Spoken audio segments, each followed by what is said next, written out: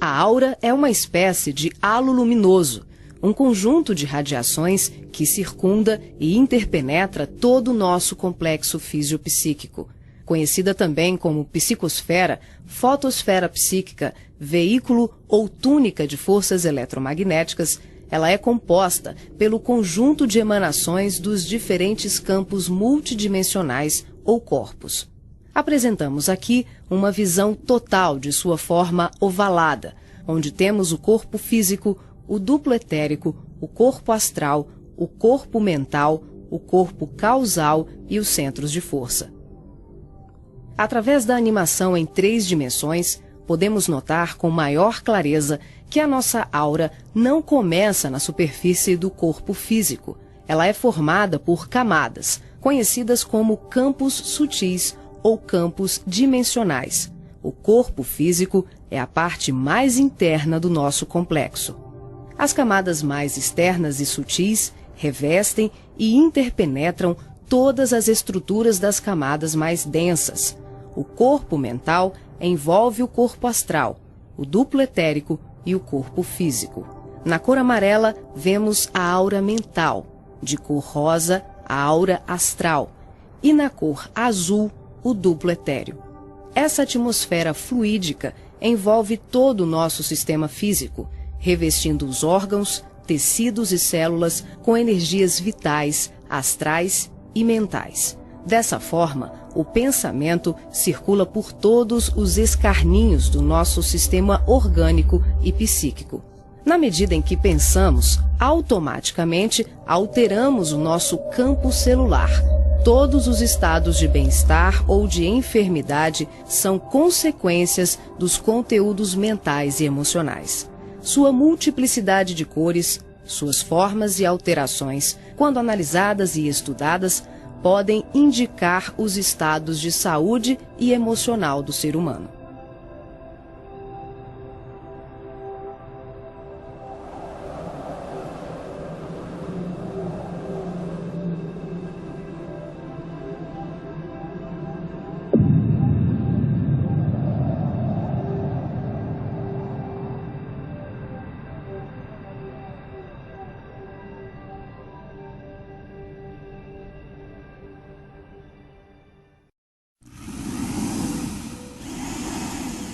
A palavra chakra vem do sânscrito e significa roda de luz, também conhecido como centros vitais, fulcros energéticos ou centros de força. Geralmente são visualizados por videntes e clarividentes como campos em forma de redemoinhos, com a aparência de uma flor, com pétalas irradiantes e coloridas.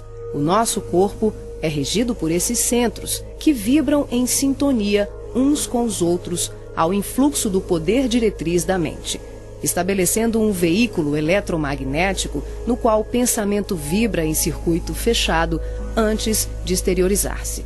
Cada célula do nosso corpo pode ser considerada um motor elétrico ou diminuto centro vital. O complexo humano é formado por centenas de chakras, que são classificados como mínimos, menores, maiores, secundários, principais e primordiais. Esses centros de força desempenham diversas funções, dentre elas a de reger as atividades fisiológicas dos órgãos a eles relacionados. Levando em conta as várias escolas que estudam o tema, definimos como primordiais 10 centros: o coronário,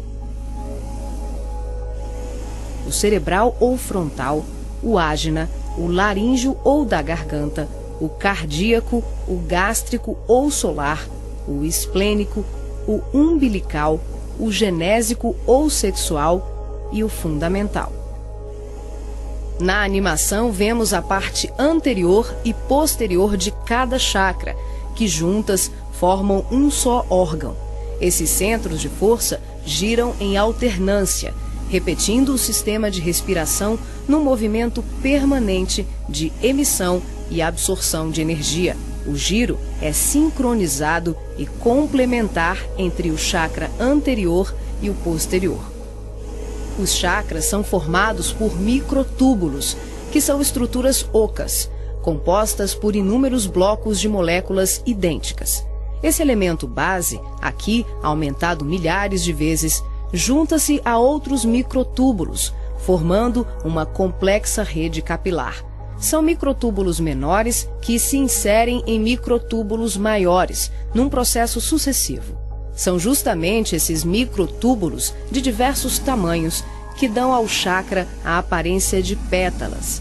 Aqui vemos um exemplo dos microtúbulos maiores. E aqui, microtúbulos menores preenchendo os microtúbulos maiores.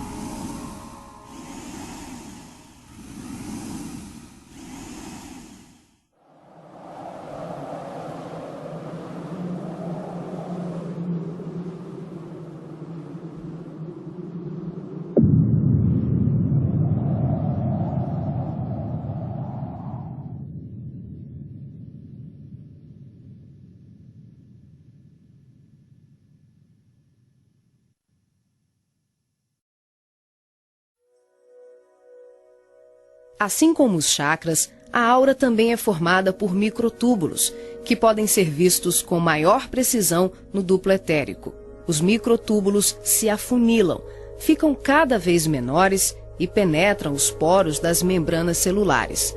Como os citoplasmas das células é constituído em grande parte por água, que é uma das substâncias mais suscetíveis à magnetização, podemos concluir que o nosso bem-estar ou os nossos males físicos são frutos da nossa forma de ser e pensar. É assim que as vibrações positivas ou negativas geram saúde ou doença em nossas vidas. Tudo é resultado da direção e da qualidade que damos às nossas correntes mentais. Nessa animação, vemos através da aura e dos corpos. Os chakras estão ampliados e representados como lunetas se expandindo. Podemos observar o sincronismo das camadas mais externas com as mais internas. Temos os campos ligados ao corpo mental em amarelo, ao corpo astral em rosa e ao duplo etéreo em azul. Os centros de força das camadas superiores envolvem completamente os centros das camadas mais densas. Cada parte da luneta está contida na outra. Os microtúbulos maiores são preenchidos pelos menores.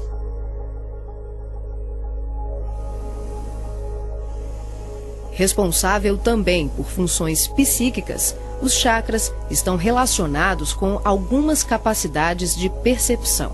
São núcleos importantíssimos em vários processos mediúnicos, formando uma rede complexa de assimilação, armazenamento e emissão de vibrações ou energias mentais ou sutis.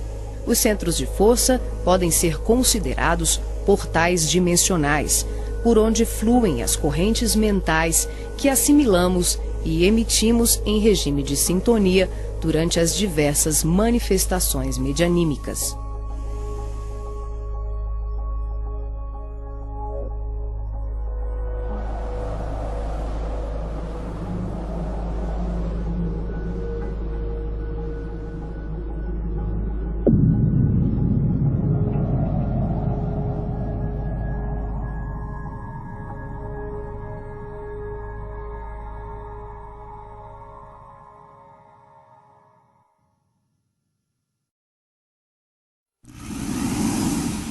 Vemos agora os chakras relacionados aos seus respectivos órgãos. Começamos pelos superiores, representados pelo coronário, frontal e ágina, anterior e posterior. Podemos observar o giro em movimentos de alternância, num ciclo permanente de emissão e absorção de energia. Vemos também a sincronia entre os anteriores e os posteriores. O coronário é o centro da sabedoria. Tem responsabilidade direta sobre as funções psicológicas, cerebrais e espirituais. Alimenta as células do pensamento e é o provedor de todos os recursos eletromagnéticos indispensáveis à estabilidade orgânica. É o centro de mais alta frequência. Na animação, o chakra ágina, responsável pelas percepções visuais, vidência e clarevidência, aparece na sua parte posterior da mesma maneira que o frontal. Na verdade, eles se juntam, formando um só chakra, localizado na parte posterior da nossa cabeça. É aqui que o cordão de prata é inserido. O frontal é o centro da mente. Responde pelas funções da visão, da audição, do olfato e ainda administra o sistema nervoso central. É responsável também por uma vasta rede de processos da inteligência, que dizem respeito à palavra, à cultura, à arte e ao saber. O chakra laríngeo é o centro da expressão, regula a fonia, o sistema respiratório, o processo digestivo inicial, a pressão arterial e corresponde-se com as glândulas tireoide e paratireoide. O que na imagem se assemelha a uma pétala são os microtúbulos dos mais variados tamanhos. Eles giram em um processo sincrônico, sempre de forma complementar. O cardíaco é o centro do sentimento. Vemos a sua feição posterior e anterior. Ele sustenta os serviços da emoção e do equilíbrio geral. É o responsável pelas energias de todo o aparelho circulatório e se relaciona com o sistema nervoso parasimpático. O centro gástrico também é conhecido como solar ou centro de cura. Um chakra de baixa frequência, o gástrico é uma das mais ativas usinas de fluidos vitais para exteriorização. É responsável pelos processos digestivos e grande parte do metabolismo, atuando vigorosamente sobre o estômago e órgãos envolvidos na digestão. Dentro desses microtúbulos ocos, temos outros microtúbulos ocos. O chakra esplênico é um dos mais importantes. O centro do equilíbrio é também uma grande usina de fluidos. Ele regula a distribuição e a circulação adequada dos recursos vitais em nosso corpo. A feição de pétalas que vemos nessa animação é por conta dos microtúbulos maiores. O umbilical completa as funções do gástrico e do esplênico.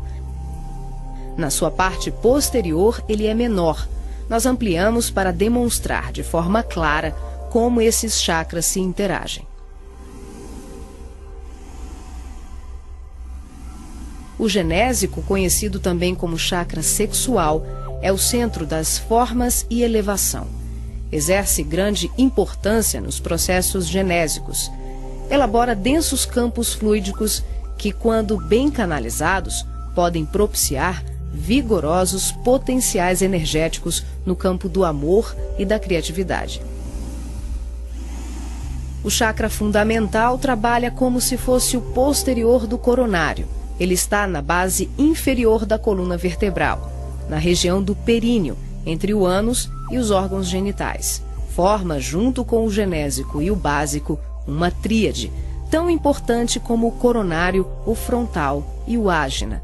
Integrado ao genésico, esse centro trabalha principalmente na captação de energias vindas da Terra, oriundas dos raios gama, da água e dos metais.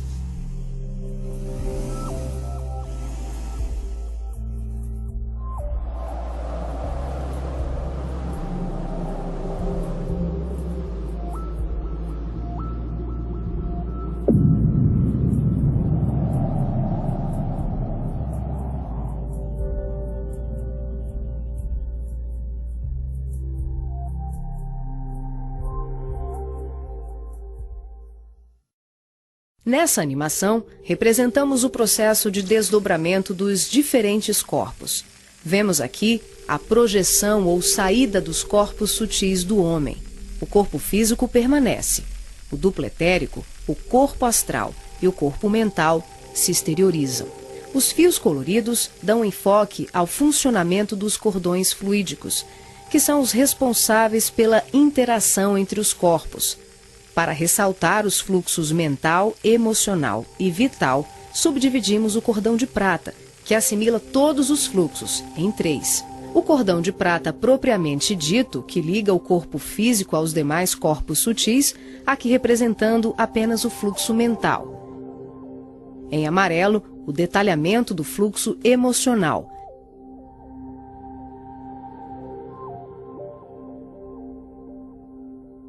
E na cor rosa, o fluxo vital.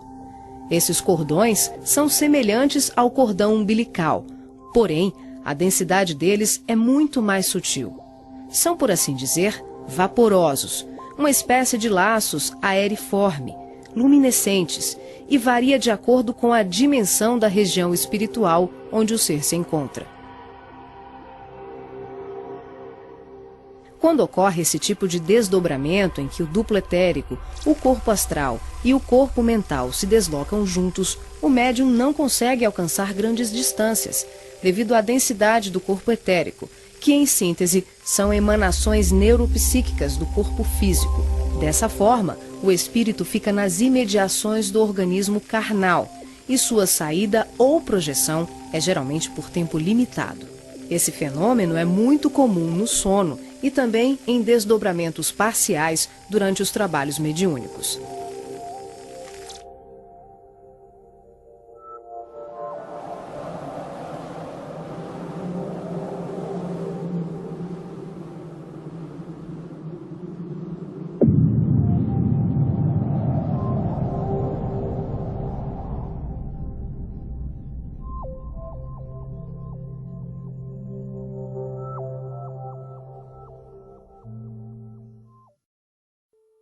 Nesse exemplo de desdobramento, a projeção se inicia com a exteriorização dos 3 corpos sutis, o duplo etérico, o corpo astral e o corpo mental. Em seguida, o passivo devolve ao corpo físico os eflúvios vitais, conhecidos em seu conjunto como duplo etérico, que tem como uma de suas funções assegurar o equilíbrio entre a alma e o corpo de carne, garantindo o calor indispensável à colmeia celular.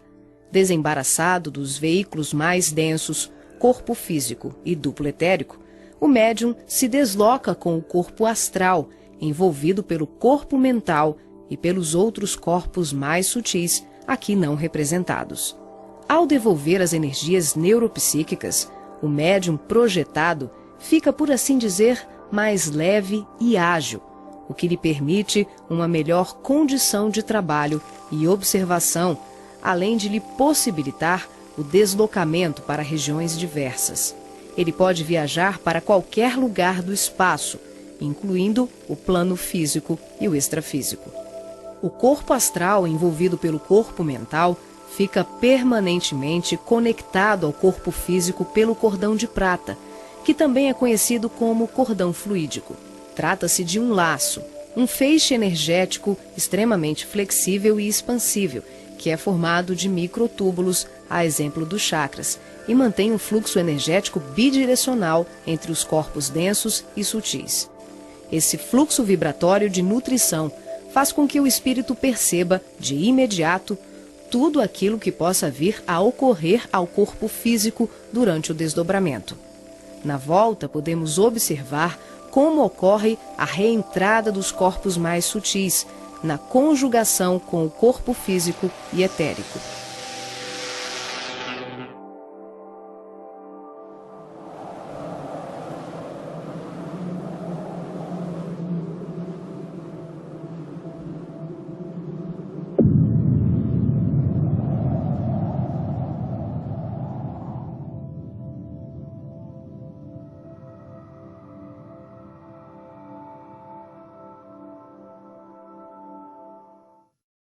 Aqui temos o desdobramento do corpo mental.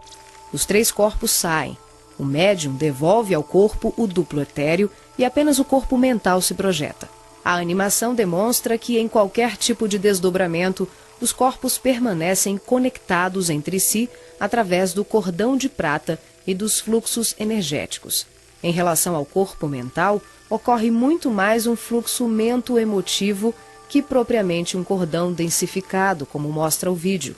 Esse tipo de projeção permite ao médium se deslocar para qualquer lugar do universo com uma percepção muito maior, visitando regiões astrais e mundos superiores que estão bem além das colônias de transição, geralmente descritas na literatura espírita.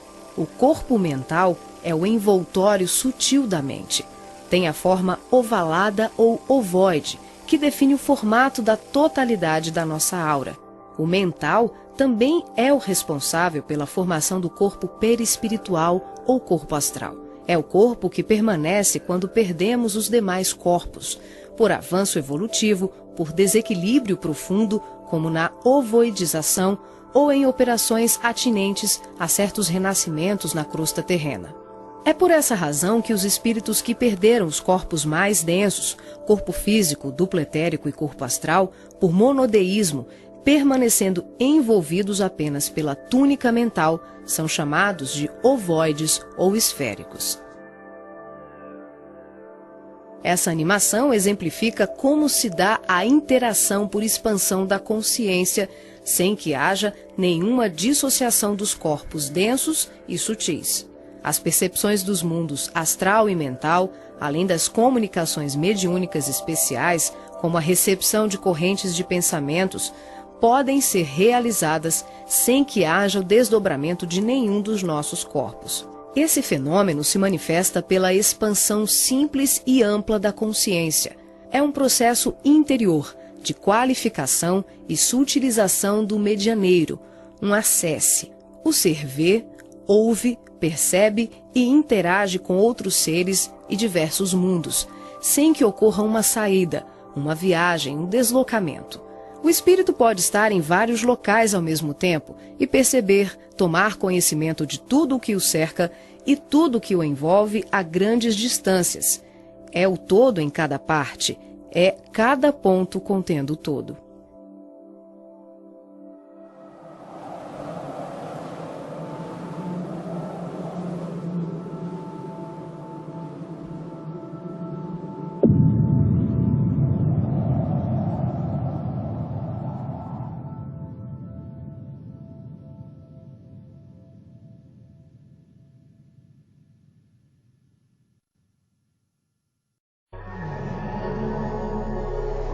Nessa animação, visualizamos os espíritos revestidos apenas pela túnica ou corpo mental, após a perda do corpo astral ou perispiritual, quando tomamos a parte pelo todo. São denominados pelo espírito André Luiz de esferoides ou ovoides, tristes mentes humanas sem apetrechos de manifestação, verdadeiros fetos ou amebas mentais, que são utilizados por mentes criminosas e perversas em processos obsessivos, tecnicamente organizados, tanto em relação aos desencarnados como encarnados. Geralmente se apresentam em forma ovalada, da dimensão de um crânio humano de aspecto gelatinoso, com características amorfas e colorações que variam de um acinzentado escuro ao negro e ao avermelhado. A perda do corpo astral ou ovoidização são atinentes a vários processos, que vão da reencarnação à sublimação do espírito. Aqui, focalizamos o sentido inferior dessa ocorrência, quando a personalidade desencarnada continua no além-túmulo, o cultivo das ideias de ódio, vingança, autodestruição, culpa, egoísmo, apego vicioso, gerando uma fixação monodeística, que é a tendência da consciência de fixar o pensamento em uma só ideia, provocando alterações fisiológicas e anatômicas no veículo perispiritual. As partículas mentais circulam em circuito fechado pelo campo da aura e são absorvidas pelos chakras, provocando a assimilação de forças degradantes pelas células perispirituais, que passam a operar em regime de desequilíbrio, até que pela repetição incessante e de longo curso de tal mecanismo, o ser gasta, por assim dizer, o seu corpo astral ou perispiritual, ficando revestido apenas pelo corpo mental. Como a mente é o fundamento organizador de todos os nossos tecidos grosseiros e sutis, as cristalizações do pensamento em circuito fechado, em verdadeiros processos de auto-hipnose, de ondas negativas, de ódio, mágoas e diversos outros sentimentos de baixa vibração, acabam gerando uma atrofia do corpo espiritual da criatura em desequilíbrio, perdendo temporariamente o desenho humano. Os ovoides, quando são atraídos e localizados por mentes perversas no campo da aura de encarnados ou desencarnados, passam a viver em regimes simbióticos com suas vítimas, absorvendo-lhes as forças psíquicas em movimento automático de sucção, à semelhança de vários parasitas encontrados na natureza, levando à desorganização das estruturas psíquicas daqueles que lhes sofrem a ação doentia. Dependendo das parcelas de créditos e débitos entre os litigantes de tão triste quadro, as relações vindicativas podem se prolongar para além da morte física do hospedeiro. Essas obsessões dolorosas não são ocorrências raras, mas processos comuns provocados pela ignorância e paixões daqueles que permitem enovelarem-se nas teias do ódio e da vingança. O caminho dos ovoides, em tão triste condição, é a espera do recomeço, as reencarnações na crosta terrena ou em setores outros de vida congênere, tal qual a semente destinada à cova escura para trabalhos de produção, seleção e aprimoramento.